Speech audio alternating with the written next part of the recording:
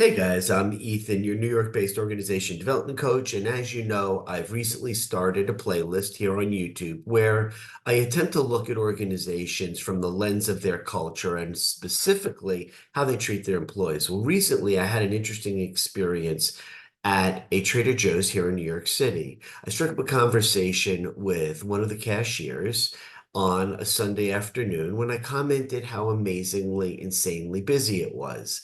And the employee proceeded to share with me that they also were surprised as they recently started working Sundays because on Sunday, apparently Trader Joe's pays its employees $10 an hour above and beyond their normal rate.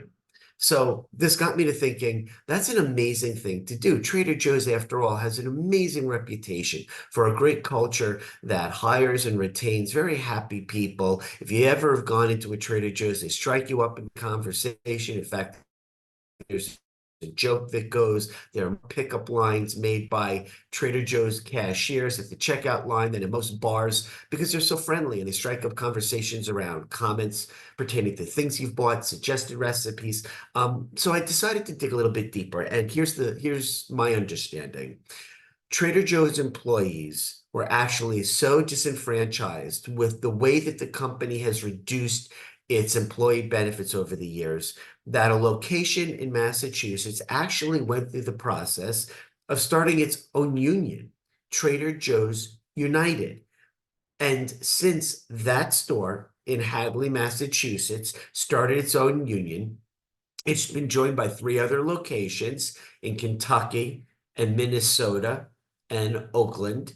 And so here's the deal. There are currently stores at six other locations that are in various stages of also submitting to be included in this new Trader Joe's United Union. Why are employees who have been to Trader Joe's for several years so passionate about starting a union? Well, they love the culture and they do care about the company and their fellow employees. However, they've seen over the last few years a significant degradation or reduction in the benefits that employees are getting. Things like pay increases are not matching cost of living adjustments, healthcare benefits, retire benefits. There was a whole concern during COVID about the way that the company decided to treat employee safety, meaning that they were told to demask, which felt that employees felt that they were putting their health at risk. So here's the thing about Trader Joe's.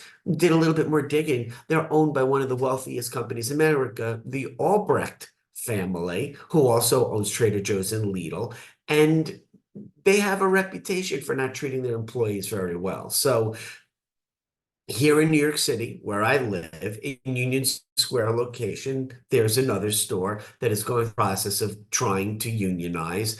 And so when we hear about organizations creating a great reputation for a great place to work, it may be true because, after all, Trader Joe's is pretty much consistently recognized as one of the best places to work at, and especially in the retail space. However, there are always opportunities for organizations to rethink and revisit the way that they treat their employees. So one of the accusations that have been directed towards Trader Joe's is the Albrecht family and the company goes through significant union busting strategies. And this may sound familiar to you if you've ever kind of focused on such matters in the retail space, because one of the largest establishments in the country, Starbucks, also was accused of initiating employee union busting strategies. So Trader Joe's, you've worked very hard to build an amazing workplace reputation. You're deriving the benefits of it. You have a great brand, reputational brand. The customers, like myself, will go to Trader Joe's. We're beyond loyal. We're your VIP brand ambassadors. We always rave about your product lines and, most importantly, the friendliness and helpfulness of your employees. Why would you do anything to jeopardize that good standing, that street credit that you've developed in terms of your culture? Stop doing things to jeopardize it. Now that you've built such an amazing culture, leverage it for ongoing, lasting competitive advantage.